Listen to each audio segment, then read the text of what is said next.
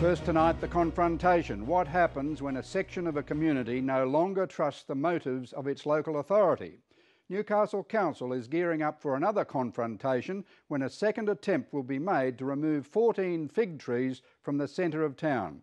The first attempt earlier this month failed when a blockade by activists to stop the trees being cut down made the exercise unsafe and dangerous. The council decision has divided the community with accusations and allegations flying on both sides, and it's come at a cost. The price so far, $1 million. Sharon O'Neill reports. At Civic Park in the heart of Newcastle, there's an ugly reminder that all is not well in this town. $20,000 a day for what you see behind me, that's outrageous. The barricades are up and the security guards are in place to prevent the public from accessing these 80-year-old Hills weeping figs, now destined to be removed by the council. As it stands now, I think I've done everything that I can do. I have 4 reports from experts who are not council officers saying that trees are unsafe. I have a council resolution directing me to remove the trees, so from my perspective the trees now will be removed. The first order to remove these trees came 3 weeks ago. In what was described by the Lord Mayor as a black day for Newcastle, the police clashed with angry protesters who chained themselves to the trees and tried to block the path of the contractors. Work began eventually and some tree limbs were removed. But because of the risk to public safety, Newcastle General Manager Phil Pearce agreed to postpone the work. To try and remove some of the volatility, some of the concern, I actually undertook an independent assessment. That was unable to occur, and the terms of that agreement now have lapsed, so I have no ability, I don't have any ability to undertake any further independent assessment. And these are these trees we've already got, aren't they, those 4-metre trees? Yeah. The decision to remove the trees was first put to the elected council by staff more than 3 years ago. We have had a number of failures, and we've looked at the failures we've had over quite a few years now, and each of those Hills figs that's failed from the root plate up has shown us something that we were alarmed by. It was the lack of a stabilising root system in trees that fell over in severe weather events that raised the alarm for council staff about the Lehman Street figs.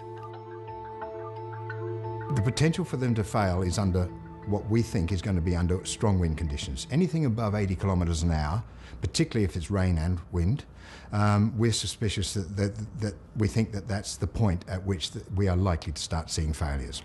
I understand, I've read the evidence and I accept the evidence that they need to go.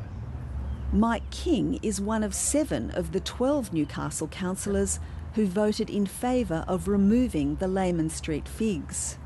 It has been difficult. I'm not an arborist, I don't purport to be one, but we got a city arborist's opinion initially. That was then reviewed by an external independent arborist, and recognising that this could be controversial, that was then peer reviewed another 2 times. All of them came up with the same conclusion. The council's resolution, passed on July 19, was to remove 14 of the trees and replace them with a new species of the same tree. Those trees will be in prime condition, and within 10 years you'll have a very substantial effect starting to form, and within 15 years you'll begin to see the type of cathedral effect that people currently really like. But not everyone is convinced. Newcastle's Lord Mayor John Tate voted against the resolution to remove and replace the trees. This has all been done on the premise that the trees are dangerous, they will topple over and injure someone. That's the proposition that was put to council originally, and that's the circumstance that the community is railing against. It's a circumstance that I don't have confidence about. And I'm very disappointed to see our city distressed like this. John Tate was one of the October 7 protesters. I've never been on a picket line in my life, but I stood there with those people because I know that what was about to happen was wrong. But the Lord Mayor, who contested the state elections in March as an independent, didn't always hold this view. From day one, the Lord Mayor was in favour of removing the trees to the point of asking the previous General Manager to remove them under delegated authority.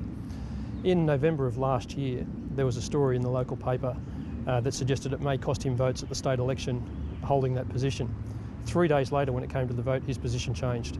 Now, there may be a genuine reason for that, but it's hard not to be cynical when you see that. Last year, in late November, I voted for what was known to be a pull test, and then I voted for the formation of the committee. I haven't changed my view from that time till today, because that's when I started to doubt the quality and the full meaning of these council reports. Those who are opposing the cutting down of the trees say the council has not sought independent advice on the viability of the figs. You can't call it an independent assessment when council has commissioned those reports themselves. It isn't independent. That's what we've been asking for, is something that is truly independent. Save Our Figs has also commissioned reports that council refuse to acknowledge in any formal capacity.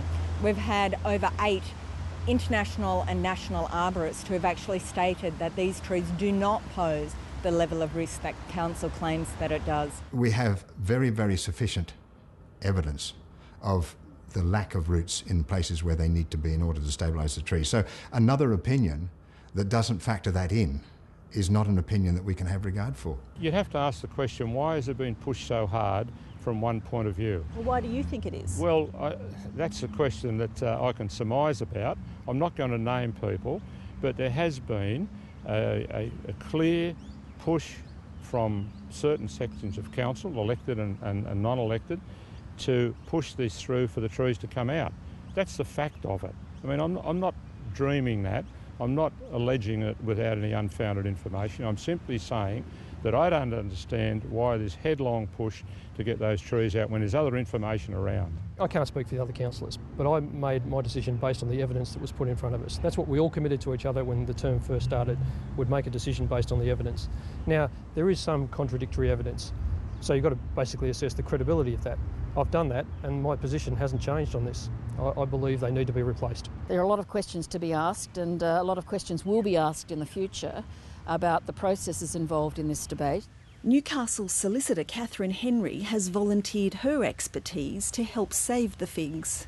Even just the fact that it is reputed to cost $20,000 to have 3 levels of 3 barriers preventing people walking into this civic zone around the Layman Street trees and 24-hour security. Is that a good way to expend scarce ratepayers' money? As far as I'm concerned, as a public officer with a public duty of care, it's not my role to play Russian roulette with the community. That if the trees are demonstrated to be at risk, at greater risk than a tree of the same type growing in a park or an environment where it's not going to constrain root plate, then I'm acting responsibly. Now, we've been told that, well, no one's been killed in Layman Street. Well, I don't think it's appropriate to manage public tree resource based on how many people are killed. Can you give us an estimate of what the cost to council has been of this dispute so far? Yes, look, it's in the order of $1 million at this stage. But the fight over these figs has cost this community more than just money. Since this issue came up, I've been called a liar, a murderer, corrupt, accused of having a hidden agenda. I've been abused, spat at. One of my colleagues has had a death threat. Another one was called an effing scumbag in front of his young kids. No one signed up for that. Shame, Bob, shame! Shame, Bob, shame! I will not be encouraging people to go and lock onto trees again. I don't know whether they will or whether they won't. I will be there and I will share the community's, the wide community's frustration that these trees are being taken out unnecessarily, and that's my honest view. And I won't be dishonest with anybody. I stand by what I did, and if I need to make that demonstration, that point again, I will.